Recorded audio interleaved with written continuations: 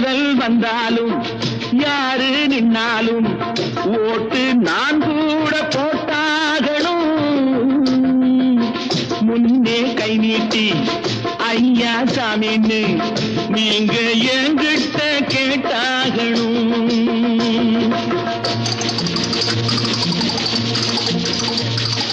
Black చేసి నోళ్ళు డబ్బు దాచుకుంటారు.